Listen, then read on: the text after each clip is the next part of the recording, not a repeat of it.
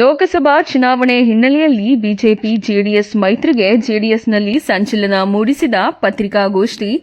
ಮೈತ್ರಿಗೆ ಅವಿಭಜಿತ ಜಿಲ್ಲೆಗಳ ಸಹಮತದಲ್ಲೂ ಭಿನ್ನಮತ.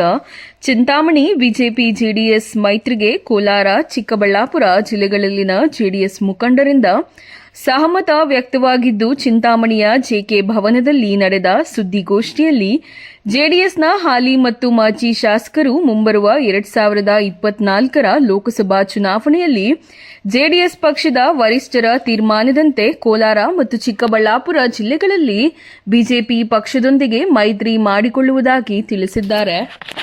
ಚಿಂತಾಮಣಿ ನಗರ ಹೊರವಲಯದ ಬೆಂಗಳೂರು ಕಡಪ ರಸ್ತೆಯಲ್ಲಿನ ಮಾಜಿ ಶಾಸಕ ಎಂ ಕೃಷ್ಣಾರೆಡ್ಡಿರವರ ಜೆಕೆ ಭವನದಲ್ಲಿ ಅವಿಭಜಿತ ಕೋಲಾರ ಮತ್ತು ಚಿಕ್ಕಬಳ್ಳಾಪುರ ಜಿಲ್ಲೆಯ ಹಾಲಿ ಶಾಸಕರು, ಮಾಜಿ ಶಾಸಕರು ಸೇರಿದಂತೆ ಮಾಜಿ ಶಾಸಕ ಕೃಷ್ಣಾರೆಡ್ಡಿರವರ ನೇತೃತ್ವದಲ್ಲಿ ಹಮ್ಮಿಕೊಂಡಿದ್ದ ಪತ್ರಿಕಾಗೋಷ್ಠಿಯನ್ನು ಉದ್ದೇಶಿಸಿ ಮಾಜಿ ಶಾಸಕ ಎಂ ಕೃಷ್ಣಾರೆಡ್ಡಿ ಶ್ರೀನಿವಾಸಪುರ ವಿಧಾನಸಭಾ ಕ್ಷೇತ್ರದ ಶಾಸಕರಾದ ವೆಂಕಟಶಿವರೆಡ್ಡಿ, ಶಿಡ್ಲಘಟ್ಟ ವಿಧಾನಸಭಾ ಕ್ಷೇತ್ರದ ಶಾಸಕರಾದ ಮೇಲೂರು ಬಿಎನ್ ರವಿಕುಮಾರ್, ವಿಧಾನ ಪರಿಷತ್ ಸದಸ್ಯ ಇಂಚರ ಗೋವಿಂದರಾಜು ಮತ್ತಿತರರು ಮಾತನಾಡಿದರು. ದೇಶ ಮತ್ತು ರಾಜ್ಯದ ಹಿತದೃಷ್ಟಿಯಿಂದ ಜೆಡಿಎಸ್ ಪಕ್ಷದ ನಮ್ಮ ವರಿಷ್ಠರು ಆದೇಶ ಹಾಗೂ ತೀರ್ಮಾನದಂತೆ ಮುಂಬರುವ 2024ರ ಲೋಕಸಭೆ ಚುನಾವಣೆಯಲ್ಲಿ ಬಿಜೆಪಿಯೊಂದಿಗೆ ಮೈತ್ರಿ ಮಾಡಿಕೊಳ್ಳಲಾಗುತ್ತಿದೆ. ಜೆಡಿಎಸ್ ಪಕ್ಷ ಬಲಿಷ್ಠವಾಗಿರುವ ಕ್ಷೇತ್ರಗಳಲ್ಲಿ ಜೆಡಿಎಸ್ ಪಕ್ಷಕ್ಕೆ ಸ್ಪರ್ಧಿಸಲು ಅವಕಾಶ ಬಿಟ್ಟುಕೊಡುವಂತೆ ಎರಡೂ ಪಕ್ಷದ ಹಿರಿಯ ನಾಯಕರು ಈಗಾಗಲೇ ಮಾತುಕತೆ ನಡೆಸಿದ್ದು, ನಮ್ಮ ವರಿಷ್ಠರ ತೀರ್ಮಾನದಂತೆ ನಾವುಗಳು ಮುಂಬರುವ ಲೋಕಸಭಾ ಚುನಾವಣೆಯಲ್ಲಿ ಪ್ರಾಮಾಣಿಕವಾಗಿ ಕೆಲಸ ಮಾಡುವುದಾಗಿ ತಿಳಿಸಿದ್ದಾರೆ. ಕುತೂಹಲ ಮೂಡಿಸಿದ ಬಚ್ಚೇಗೌಡರ ಗೈರು, ಮುಳಬಾಗಿಲು ಕ್ಷೇತ್ರದ ಶಾಸಕರಾದ ಸಮೃದ್ಧಿ ಮಂಜುನಾಥ್ ಧರ್ಮಸ್ಥಳಕ್ಕೆ ಹೋಗಿದ್ದ ಕಾರಣಕ್ಕೆ ಈ ಸುದ್ದಿಗೋಷ್ಠಿಯಲ್ಲಿ ಬಂದಿರಲಿಲ್ಲ. ಚಿಕ್ಕಬಳ್ಳಾಪುರ ವಿಧಾನಸಭಾ ಕ್ಷೇತ್ರದ ಮಾಜಿ ಶಾಸಕ ಕೆಪಿ ಬಚ್ಚೇಗೌಡ ಸುದ್ದಿಗೋಷ್ಠಿಗೆ ಗೈರಾಗಲು ಅನಾರೋಗ್ಯ ಕಾರಣವಾಗಿತ್ತು ಎಂದು ಚಿಕ್ಕಬಳ್ಳಾಪುರ ಜೆಡಿಎಸ್ ಜಿಲ್ಲಾಧ್ಯಕ್ಷ ಮುನೇಗೌಡ ಸ್ಪಷ್ಟಪಡಿಸಿದ್ದಾರೆ. ಆದರೂ ಲೋಕಸಭಾ ಚುನಾವಣೆಯ ಹೊಸ್ತಿಲಲ್ಲಿ ನಡೆದಿರುವ ಈ ಮೈತ್ರಿ ಸಂದರ್ಭದಲ್ಲಿ ಕೆಪಿ ಬಚ್ಚೇಗೌಡರ ಗೈರು ಕುತೂಹಲ ಮೂಡಿಸಿದೆ.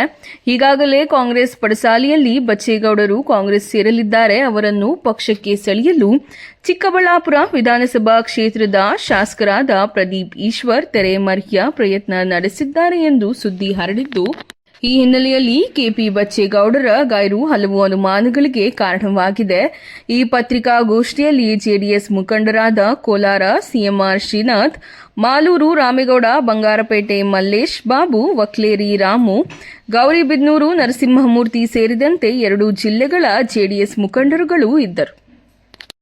ನಾವೆಲ್ಲರೂ ಕೂಡ ವರಿಷ್ಠರು ತಗೊಳ್ಳುವಂತ ತೀರ್ಮಾನಕ್ಕೆ ನಾವೆಲ್ಲರೂ ಕೂಡ ಕಟಿಬದ್ಧವಾಗಿದ್ದೀವಿ ಅನ್ನುವಂತ ಒಂದು ಸಂದೇಶವನ್ನ ಮಾಧ್ಯಮಗಳ ಮೂಲಕ ಇವತ್ತು ಎರಡೂ ಜಿಲ್ಲೆಯ ಒಂದು ಜನರಿಗೆ ಇವತ್ತು ತಿಳಿಸಬೇಕು ಅನ್ನುವಂತ ವಿಚಾರಗಳನ್ನ ಇವತ್ತು ಪತ್ರಿಕಾಗೋಷ್ಠಿ ಕರೆದು ಇವತ್ತು ತಮಗೆ ತಿಳಿಸ್ತಾ ಇದ್ದಾರೆ. ಕೃಷ್ಣಾರೆಡ್ಡಿಯವರು ವ್ಯಕ್ತಪಡಿಸಿದರು.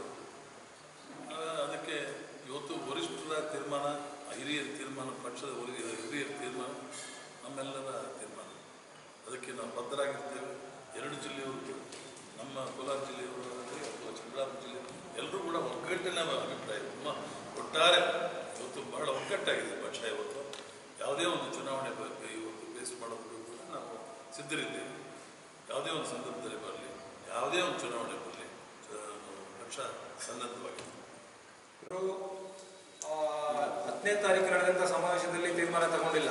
6ನೇ ತಾರೀಕು ಕುಮಾರಸ್ವಾಮಿ ಅವರ ಸ್ವಗೃಹದಲ್ಲಿ ನಮ್ಮ ಎಲ್ಲರನ್ನೂ ಪಕ್ಷದ ಶಾಸಕರು, ಮಾಜಿ ಶಾಸಕರು, ವಿಧಾನ ಪರಿಷತ್ ಸದಸ್ಯರು ಇವರೆಲ್ಲರನ್ನು ಕೂಡ ಕರೆದು ಅಭಿಪ್ರಾಯಗಳನ್ನು ಪಡೆದಿದ್ದರು.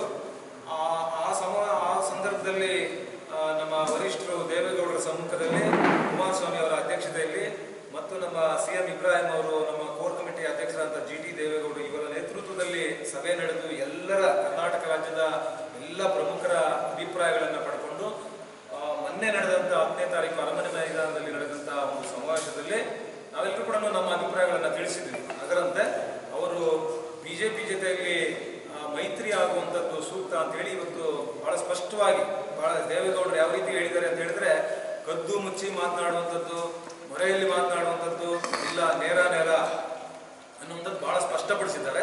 ಹಾಗಾಗಿ ನಮ್ಮ ಎರಡೂ ಜಿಲ್ಲೆಗಳ ನಮ್ಮ ನಾಯಕರುಗಳು ಕೂಡ ವರಿಷ್ಠರು ತಗೊಳ್ಳುವಂಥ ಒಂದು ತೀರ್ಮಾನಕ್ಕೆ ನಾವೆಲ್ಲರೂ ಕೂಡ ಬದ್ಧ ಆಗಿದ್ದೀವಿ, ಯಾವುದೇ ತಕರಾರಿಲ್ಲ ಅನ್ನುವಂಥ ಒಂದು ಸಂದೇಶವನ್ನು ಎರಡೂ ಜಿಲ್ಲೆಯ ಜನತೆಗೆ ಕೊಡಬೇಕು ಅಂತೇಳಿ ಇವತ್ತು ತುರ್ತು ಪತ್ರಿಕಾಗೋಷ್ಠಿಯನ್ನು ನಾವು ಕರೆದಿದ್ದೇವೆ.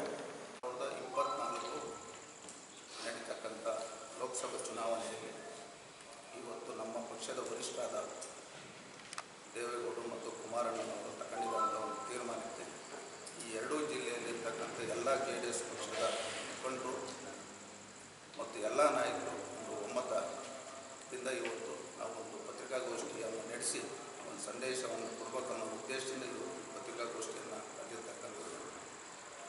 ಈಗ ನಮ್ಮ ಮಾಧ್ಯಮದವರು ಹೇಳಿದರು, ನೀವು BJPಯವ್ರಿಗೆ ಸಪೋರ್ಟ್ ಮಾಡ್ತೀವಿ. ನಾವು BJPಯವ್ರಿಗೆ ಸಪೋರ್ಟ್ ಮಾಡೋಂಥದ್ದಲ್ಲ. ಇವತ್ತು 2024 ಲೋಕಸಭಾ ಚುನಾವಣೆಯಲ್ಲಿ ಏನಿವತ್ತು ಹಳೆ ಮೈಸೂರು ಭಾಗದಲ್ಲಿ ಎಲ್ಲೆಲ್ಲಿ JDS ಪಕ್ಷ ಗೆಲ್ತದೋ ಅಲ್ಲೆಲ್ಲ ಈಗಾಗಲೇ ನಮ್ಮ ವರಿಷ್ಠರು ರಾಷ್ಟ್ರ ಮಟ್ಟದಲ್ಲಿ ಮಾತಾಡಿ ನಾವು ಗೆಲ್ತಕ್ಕಂಥ ಲೋಕಸಭಾ ಕ್ಷೇತ್ರಗಳಲ್ಲಿ ನಮಗೆ ಬಿಡ್ತಕ್ಕಂಥದ್ದು ಮತ್ತು BJP ಗೆಲ್ಲಪಡೋ ಕಡೆ ನಮ್ಮವರು ಅವ್ರಿಗೆ ಸಹಾಯ ಮಾಡೋಂಥ ವಿಚಾರಕ್ಕೆ ಮಾತಾಡಿದ್ದೀವಿ. ಮುಖ್ಯವಾಗಿ ಕೋಲಾರ ಲೋಕಸಭಾ ಕ್ಷೇತ್ರದಲ್ಲಿ ಇವತ್ತಿರ್ತಕ್ಕಂಥದ್ದು ಒಂದು ಕಾಂಗ್ರೆಸ್ ವರ್ಸಸ್ JDS.